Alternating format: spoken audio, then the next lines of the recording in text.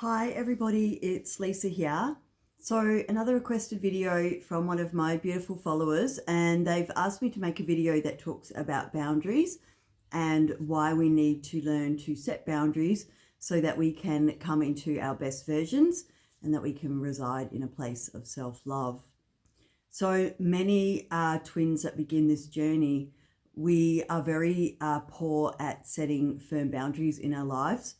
So there's so many people that I coach, and myself included when I first started this journey, that we are overgivers, we are people pleasers, we have very poor boundaries, and as a result of that, we often lose ourself in our connections and we often get taken advantage of.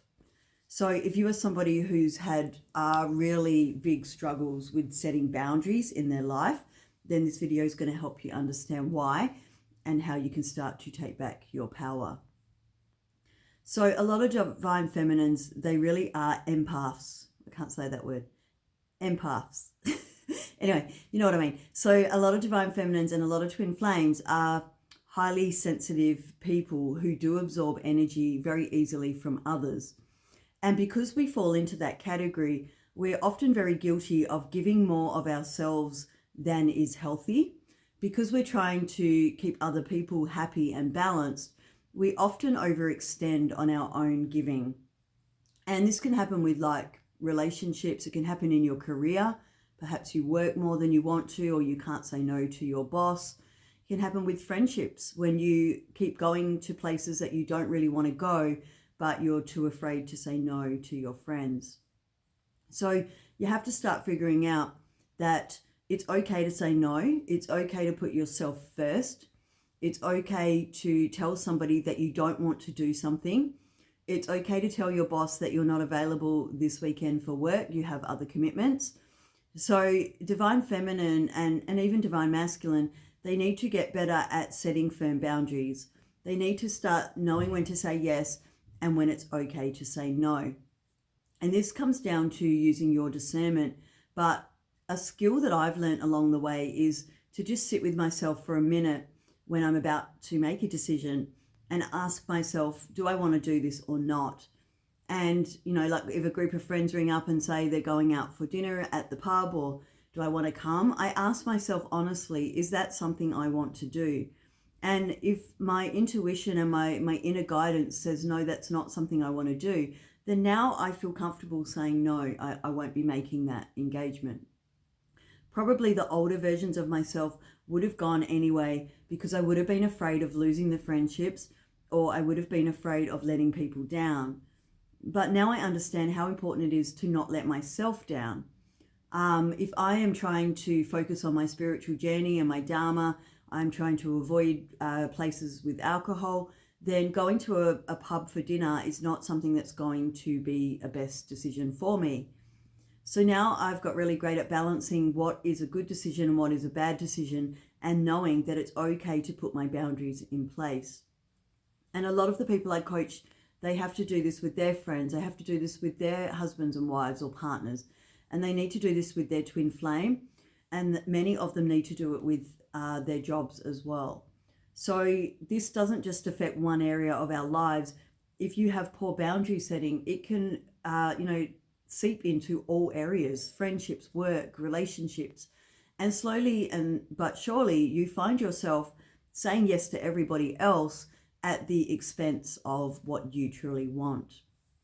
So it becomes a bit of a skill where you have to start just listening to yourself for a moment, asking yourself what you really want in that moment, and realizing that it's okay to put yourself first.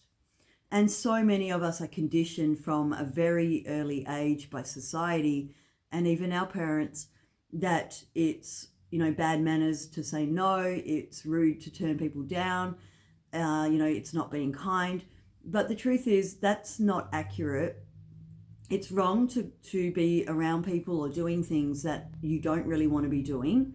That's not being authentic to yourself, and it's certainly not being authentic to those people. So this is when I say, start dropping the masks, start becoming your authentic self, and, stop people pleasing. And when we do that, we do become authentic, we do align to our soul, and we start living in truth rather than for others. And it's not selfish to put yourself first. You are the priority of your life. You are the CEO of your life. So it only makes sense that you put yourself in first place. So when we start doing this initially, we can feel guilt, we can feel fear, we can be worried that we're going to lose a lot of friends. And to be honest, you may. That's the truth of it. You may lose people because you are speaking your truth. But you have to be okay with that. You have to be willing to say, I'd rather be around authentic people and I'd rather be around my true self than lose who I am.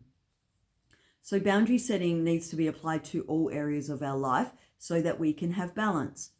And it also does apply to our twin flame. So if your twin flame is, for example, breadcrumbing you, if your twin flame is kind of keeping you on a bit of a hook, but not really committing to you, then this is where you may need to put in a firm boundary.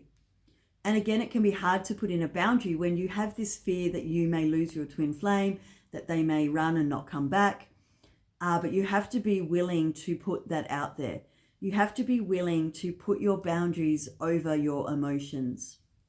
And it's not an overnight fix. It can take practice. But once you start doing this, once you start putting your foot down and kind of demanding what you deserve and what you want in your life, then other people are really going to either step up to meet you there or they are going to fall away. And if they fall away, then is it really a loss? If people didn't respect your boundaries anyway, then this is when you can question, are they even a true friend and are they even supportive anyway?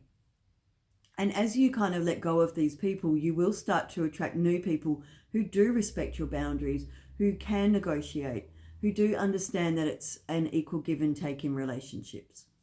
So it really does start to bring in a lot of the right people and it lets go of a lot of the wrong people. And in relation to your twin flame, well, these boundaries, they teach your divine masculine that you are not to be toyed with, you are not to be played with, you will not accept them coming and going. You will not accept anything less than what you are giving back. So make sure that you do put these boundaries in place with your masculine if you need to for, self-respect and for self-love. And I know at first it can be hard with your divine masculine because we are so head over heels for them. We are so captivated by them. Many of us do tend to settle for a little bit less than we would normally tolerate. So we may accept them arranging to meet with us and then not showing up. Perhaps we still talk to them after that rather than communicating that just won't fly.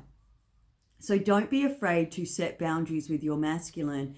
If anything, it just shows them that, hey, I have found self-respect, I have found self-worth and self-love, and now I'm going to need that to come from you as well. Otherwise, there's the door. And you don't need to be afraid here because you can never lose your twin flame. This is a destined connection. You are bound by soul, so you can never truly lose your twin flame. Yes, they can disappear for a while. Yes, there can be a new separation period because you have put in a new boundary, but you can trust that in time, your masculine will return again. Because it's energetics and because you do have that same soul, they will come back in again when you are, doing the balancing work. And part of becoming balanced means setting boundaries. It means figuring out your worth, stepping into your self-worth, and then, putting that out to everybody else.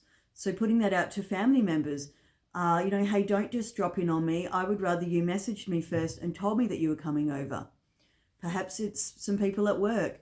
Hey, please stop putting more work on my desk. I am swamped.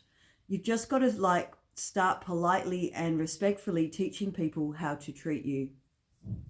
And again here, people are only going to treat you how you value yourself.